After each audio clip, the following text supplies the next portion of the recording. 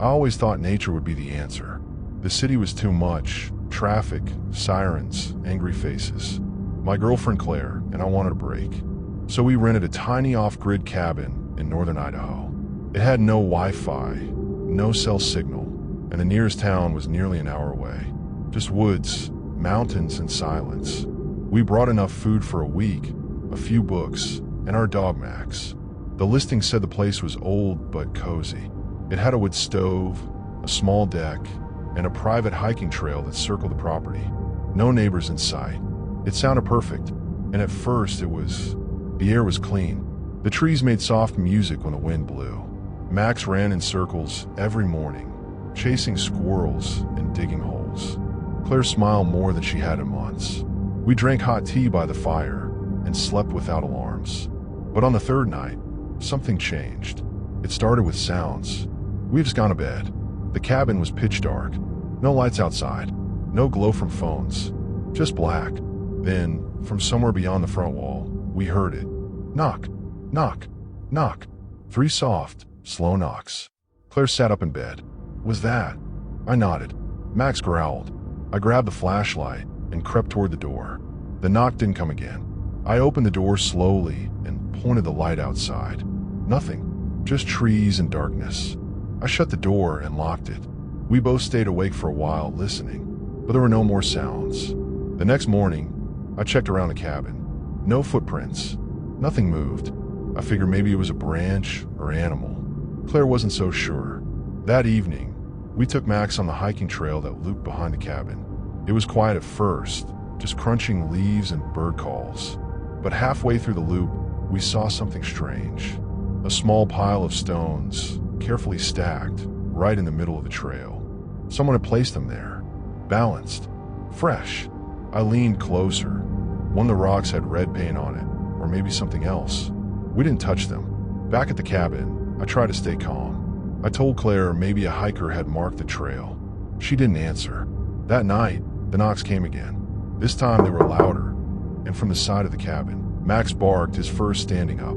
Claire whispered, "Someone's out there." I flashed the light out the window.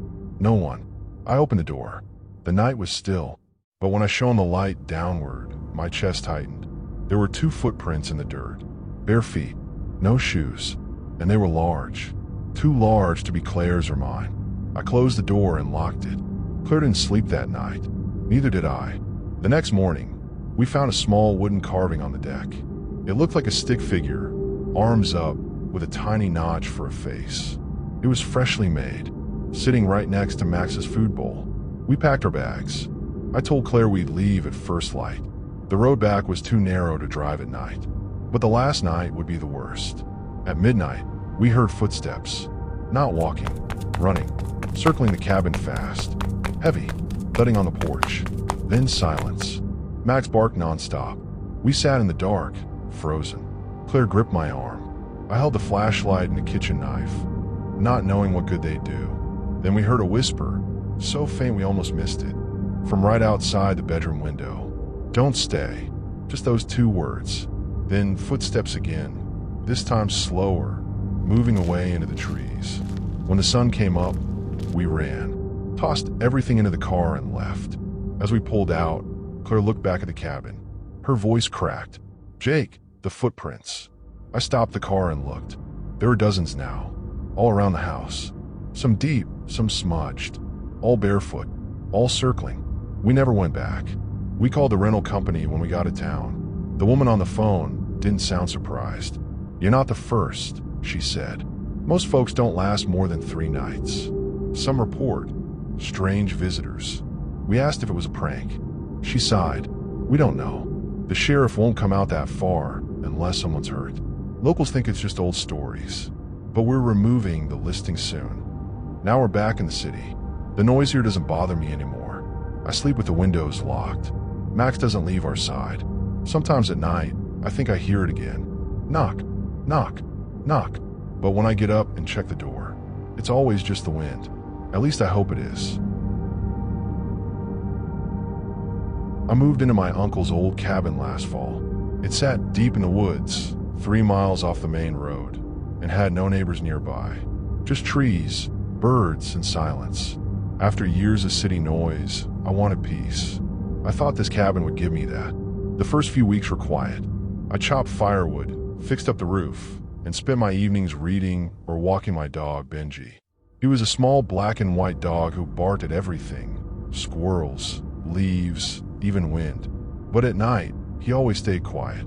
Until one Friday evening. It was just after 10 p.m. I had locked up the cabin, turned off the lights, and climbed into bed. Benji jumped up next to me, curled into a ball, and dozed off. Then he growled, a deep, low growl, not the kind he made when he was playing. His ears were up, his body stiff. I sat up and listened. 2 slow knocks came from the front porch. I froze. No one ever came out here. No visitors. No delivery guys. No neighbors. I grabbed my flashlight and looked through the front window. Nothing. I opened the door slowly and shined a light onto the porch.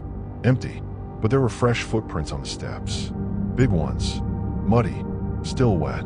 I locked the door and stayed up the rest of the night, shotgun by my side. The next morning, I found more footprints around the house. They circled the cabin, stopping by every window. Someone had walked all the way around. I told myself it was a lost hiker. But that night, it happened again. Same time, Benji barked and ran to the door. I waited a minute before looking outside again. Still nothing. Just the prints, this time closer to the window. The third night was worse. I was brushing my teeth when I saw movement through the kitchen window. Just a shadow, tall, thin, passing by quickly. Benji growled and wouldn't leave the front door. I checked the locks 3 times. Then came a knock. But this time, it didn't stop at 2. Knock. Again and again. I stood in the hallway, heart racing, staring at the door. Then I heard breathing. Heavy breathing. Like someone standing just outside, waiting. I didn't sleep at all. The next morning, I hiked down the road to call the sheriff from a nearby gas station. They said they'd send someone out later in the week. That didn't help much.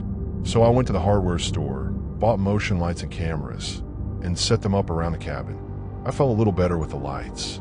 That night, I made sure Benji was close. I cooked dinner, watched some TV, then went to bed. I woke to the sound of the lights clicking on. All of them. Every corner of the cabin was suddenly lit up. Benji was growling again. The front camera sent an alert to my phone. I opened the video. There he was, a tall man, standing on my porch, not moving, just staring straight at the front door. He didn't knock this time. Just stood there for 2 minutes, then walked away. The next morning, I checked the footage again. I noticed something odd. He came from the woods, but when he walked off camera, he didn't go back the same way. He stayed, somewhere behind the house. I didn't go outside that day. That night, I kept the lights on and the shotgun loaded. At 2:17 a.m., the porch camera clicked on again. He was back. Same man, same blank stare, but this time, he had something in his hand, a crowbar. He tried the doorknob, then knocked. Knock, knock. I didn't breathe, didn't move. Benji stood at the door, growling so hard his legs shook. Then the man walked away again, but I didn't sleep. By sunrise, I made a decision. I was leaving. I packed a bag, loaded Benji into the truck, and drove to a hotel in town. The cabin could wait. Later that day, I checked the camera again. The man had returned just after I left. He knocked again, circled the cabin, then sat on the front porch, and stayed. For 4 hours, doing nothing, just waiting. Then he stood up, stared in the camera, and smiled. A slow, crooked smile that made my stomach turn. I showed the footage to the sheriff. They said they'd send someone out again, but they didn't sound hopeful. I haven't gone back. The cabin still sits there, probably quiet, probably cold, but I don't care. I came here for peace, but found something else. Now, back in the city, the noise feels safer, but I still check my cameras, just in case. And every night before bed, I make sure the porch light is on. My name is Jake. A few years ago, my wife Emily and I made a big decision. We were tired of city life, sirens, traffic, and noisy neighbors. We wanted space, quiet, a place where we could grow food, walk barefoot in the grass, and finally breathe again. So we bought a small piece of land out in the woods.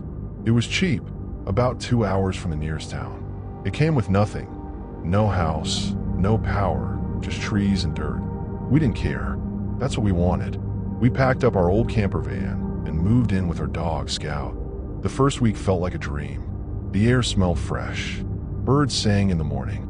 We chopped firewood, cleared brush, and started planning our little cabin. But by the third night, things started to feel off. It wasn't anything loud or scary at first, just silence, a strange kind. At night, it got too quiet. No wind, no crickets, nothing.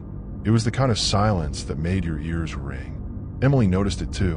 One night while we were eating, she looked up and said, "Don't you think it feels like something's listening?" I laughed it off. "It's just nature," I said. "We're not used to it yet." But I couldn't stop thinking about it. Then one morning, we found something strange. A small pile of rocks had been stacked next to our van. 6 of them, perfectly balanced. Neither of us did it. It wasn't there the night before. I thought maybe an animal knocked them over from somewhere. Emily didn't believe that. "Look how straight they're stacked," she said. The next day, it happened again. Same pile, same spot. Now I was getting nervous. That evening, I walked out farther into the woods to look around. About 100 feet from our campsite, I found something even stranger. A chair, not a new one. An old wooden chair, broken in the back, sitting alone facing the trees. It looked like it had been there for a while. Then I saw more. Empty cans hanging from branches with string, a small piece of cloth tied to a stick, and an old backpack half buried in the dirt. I didn't tell Emily. I didn't want to scare her. That night, I stayed up with Scout, our dog. He was calm at first, but around midnight, he started growling low.